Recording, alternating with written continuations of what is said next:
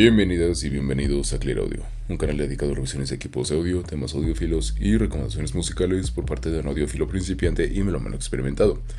Esta noche nos acompaña el CCA PLA-13, la apuesta súper económica por parte de Caseta a la tendencia actual del mercado, es decir, IEMs con drivers planar magnetic a un precio razonable. ¿Será que Caseta hizo un buen producto al primer intento o de nuevo están experimentando con sus clientes? Vayamos a averiguar. Dado que el precio de los planeras suele ser alto, el empaquetado que me esperaba era justo este, el más sencillo que suelen tener los Caseta y los SA. La mayor parte del presupuesto se está yendo en el driver, así que tenemos solamente una caja pequeña, un cable de silicón, muy bueno por cierto, y tenemos el regreso de las puntas clásicas de Caseta en color blanco. Super punto a favor, es bien sabido lo mucho que ha aumentado la calidad de estas puntas con los años y su cúspide cualitativa está precisamente en el suave, denso y hermoso silicón blanco. Sé que le tiro muchas flores al silicón como material, pero es que es un material perfecto en cuanto a propiedades y precio, así que antes de que lo pienses, no me gustan también las boobs de silicón. Su construcción es buena para los estándares del Hi-Fi, es un plástico y una forma muy similares al CCA NRA. Revisión disponible en Clear Audio. La boquilla es de plástico con una malla delgada. La tapa es de aleación de zinc y se siente robusta. La pintura es de un color con bastante parecido en tono y calidad a la que suelen llevar los productos de Blon. Puedo decir que tener una boquilla plástica integrada al mismo cuerpo es consecuencia del recorte de materiales para poder mantener el precio, pero quedé sorprendido por la calidad de la tapa. Es más gruesa, robusta y tiene mejor pintura de lo que me esperaba. Yo estaba esperando una tapa de lámina metálica muy delgada como la del Caseta EDS. Revisión disponible. Como ya no es sorpresa, el conector es QDC. Es posible apreciar que tiene varias salidas de aire en la tapa y en la parte trasera, pero no tiene muchos efectos sobre el sonido. En realidad, con una salida que libere presión es más que suficiente en este caso. A través de los huecos de la tapa y en la parte interior de las cápsulas podemos apreciar el driver planar magnetic que lleva dentro. Es uno de 13.2 milímetros, de ahí el nombre del modelo. Logran verse los puntos de conexión de los polos por la parte trasera, mientras que del lado opuesto podemos observar las rejillas características que tienen las bobinas del driver y las piezas magnéticas que producen el movimiento que acaba produciendo el sonido. Llegué a pensar que iban a salir con su mamada de poner un dinámico modificado para poder decir que es planar, como lo hicieron con los drivers de Electreto promocionados como electrostáticos. Pero viendo que otras marcas están haciendo productos similares y también observando la estructura del driver, parece que esta vez sí están vendiéndonos lo prometido. En cuestiones de ergonomía, fueron a la segura y no hay mucho que decir, son tan cómodos como suelen serlo todos los que comparten esta misma forma. Para introducir la parte del sonido hay que mencionar un aspecto fundamental y que de hecho me estuvieron comentando. Ese algo es qué tan cierta es la afirmación de CCA sobre la facilidad de mover ese driver, pues como tal vez ya sepas, además de sus costes elevados, los drivers planar se caracterizan por ser ávidos consumidores de energía. La dificultad de moverlos, incluso con DACs y DAPs, no es ningún secreto. En cambio, CCA promete en su publicidad que este equipo suena como debe sonar con la potencia entregada por cualquier smartphone. Las primeras pruebas las realicé con mi teléfono, un LG V50, pero eso es un poco trampa, dejando de lado que se trata de un gama alta, donde suelen poner los DACs menos malos de los teléfonos. También está la leve salvedad de que tiene un Quad DAC de alta resolución, que si bien no se va a medir con un reproductor de gama alta ni con un DAC de escritorio, sí resulta equivalente y a veces superior a la mayoría de los DACs USB económicos disponibles en el mercado.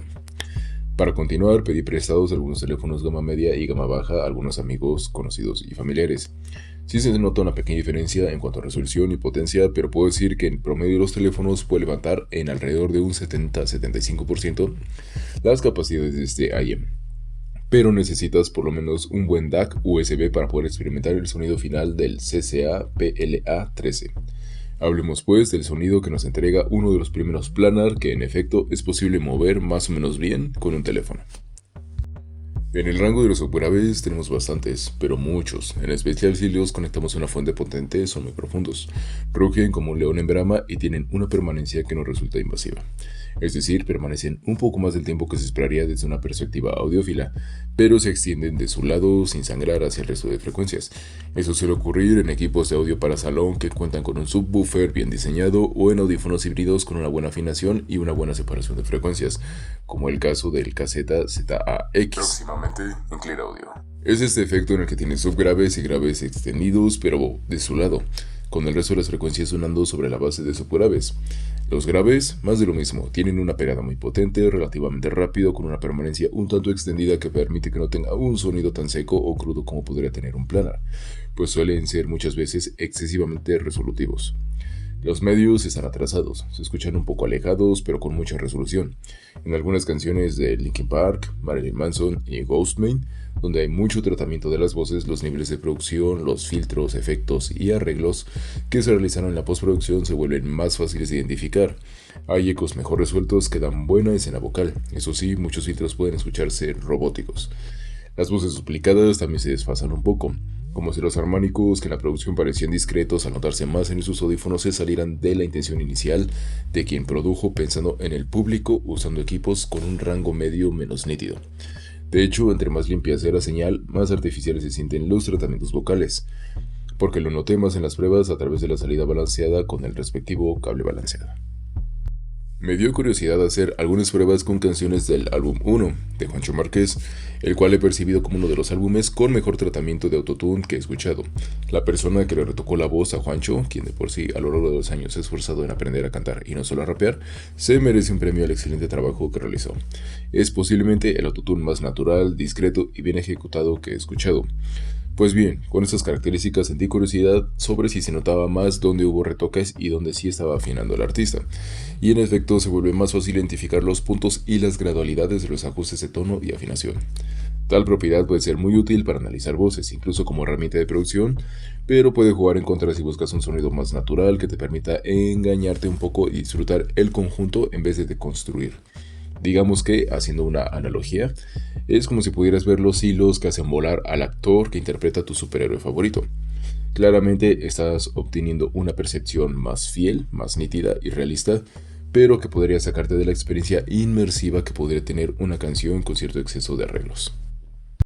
Los agudos, esos son el punto débil. Si la canción se centra en los subgraves, graves y medios naturales, puedes disfrutar si no analizas demasiado, pero en música con muchos agudos estos se salen de control.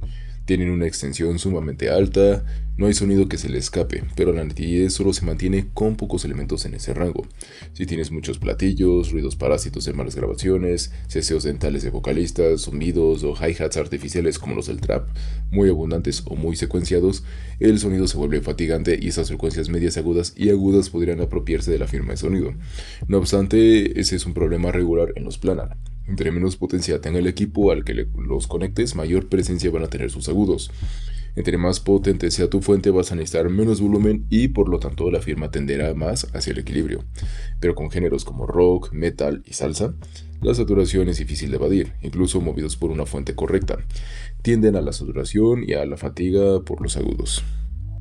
Por lo general, la nitidez de un audífono siempre juega a favor de su soundstage y de su imagen. Y el PLA13 no es la excepción, tienen un buen soundstage, el cual también depende de la fuente a la que los conectes. Los DACs de calidad tienden a expandir un poco la escena sonora y a posicionar mejor los sonidos dentro de esta. Y si la firma de sonido de un equipo se sale de su equilibrio máximo o de su equilibrio ideal, es decir, si hay factores que hagan que su firma se modifique para mal debido a la reacción a la potencia entregada, eso también afectará para mal el tamaño del soundstage y, sobre todo, la precisión de la imagen. Por lo tanto, al igual que como la mejor firma de sonido que pueden dar este conjunto vas a obtenerla con la mayor potencia posible, del mismo modo la mejor escena y la mejor imagen van a estar directamente relacionadas con la correcta alimentación de potencia entregada a estos auriculares. En conclusión, debo decir que yo me esperaba mucho menos de este equipo. Antes de probarlo lo veía como un intento más de la marca por subirse a una tendencia haciendo una de sus burradas, pero no, realmente hicieron un producto interesante con buenas características. No obstante, si con un teléfono con sonido decente, ya no bueno, decente, vas a obtener alrededor de un 75% de lo que te va a poder dar este equipo, y si con un DAC USB Hi-Res barato apenas subirás un poco, y para llegar del 90 al 100% vas a requerir por lo menos un buen DAC que cuesta más de 3 veces lo que el audífono, yo lo descartaría como una opción. Si ya tienes un equipo que pueda moverlo entre 90 y 100% de sus capacidades, considera los efectos que tiene sobre la música. Mucho detalle en el rango medio puede revelarte todos los trucos de producción que alteran las voces y darte una experiencia musical un tanto extraña. Claro, si eres fan de Anuel, seguramente no tienes problema con que las voces tengan más efectos que la metanfetamina. Y por otro lado, también toma en cuenta su saturación que no desaparece por completo ni con su mejor perfil sonoro. Por lo tanto, aunque CCA cumple su promesa de hacer un planar que es posible de mover en buena proporción con cualquier teléfono, lo cierto es que no alcanza su máximo potencial si no es con un buen DAC. Y aún así, en su máximo potencial tenemos opciones más seguras antes que el PLA 13 y optaría por alternativas con un sonido parecido, en precios similares o inferiores, pero más resistente a la saturación y más fácil de mover. Aunque eso sí, sacrificando un poco de subgraves a cambio de agudos igual de técnicos pero más redondos, como lo serían el KZ-ZAX, los TRN BA8 y VX Pro y el CCA CRA Plus. Todos estos próximamente en Clear Audio. Y bien, si dije puras falacias, regálame un dislike, pero si la información expuesta te fue de utilidad, puedes elegir entre suscribirte, comentar y dar like, ya sea por el lado audiófilo, el lado mano o por ambos. Buenas noches.